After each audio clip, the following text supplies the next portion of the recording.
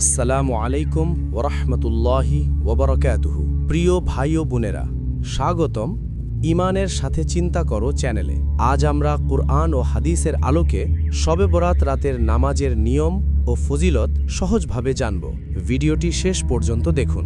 এই দুনিয়ায় আল্লাহ তাআলা আমাদের কিছু বিশেষ রাত দান করেছেন, যে রাতগুলোতে রহমত বেশি নাজিল হয়, ক্ষমার দরজা আরও প্রশস্ত হয়ে যায়। এরই একটি গুরুত্বপূর্ণ রাত হল শবে বরাত।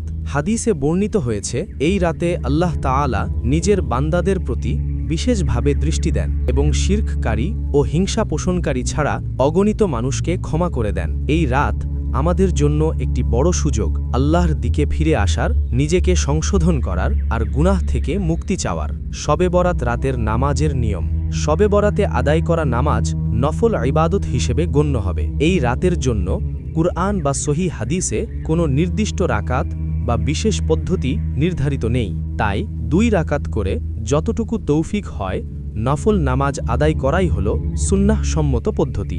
নবী সাল্লাল্লাহু আলাইহি ওয়াসাল্লাম আমাদের শিখিয়েছেন, সর্বোত্তম নামাজ হল যেটি বিনয়, একাগ্রতা ও ইখলাসের সাথে আদায় করা হয়। নামাজে লম্বা কিয়াম, কুরআন তেলাওয়াত, রুকু ও সিজদায় বেশি বেশি দোয়া করা এই রাতের ইবাদতের সৌন্দর্য।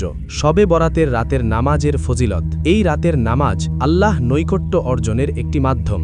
যে বান্দা নিভৃতে দাঁড়িয়ে আল্লাহর কাছে চোখের পানি ফেলে, আল্লাহ তার দোয়া ফিরিয়ে দেন না। নবী সাল্লাল্লাহু আলাইহি ওয়াসাল্লাম বলেছেন, রাতের নামাজ হল নেককারদের অভ্যেস, গুনাহ মাফের কারণ আর জাহান্নাম থেকে বাঁচার উপায়। শবে বরাত রাতে নামাজ আদায় আমাদের হৃদয়কে নরম করে, অহংকার ভেঙে দেয় আর আল্লাহর উপর ভরসা বাড়িয়ে দেয়।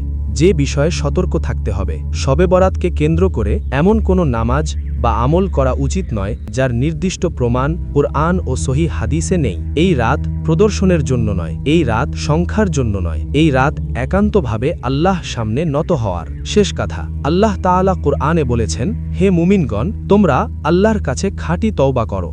শবে বরাতের রাতের নামাজ আমাদের শেখায় কিভাবে ফিরে আসতে হয়, কিভাবে ক্ষমা চাইতে হয় আর কিভাবে নতুন করে শুরু করতে হয়। তাই আসুন এই রাতে নামাজের মাধ্যমে আল্লাহ দরবারে নিজেদের সুপর্দ করি, কারণ যে বান্দা রাতে আল্লাহর জন্য দাঁড়ায়, আল্লাহ তাকে দিনে একা ছেড়ে দেন না। প্রিয় ভাই ও বোনেরা, আশা করি আজকের ভিডিওটি আপনাদের জন্য উপকারী হয়েছে।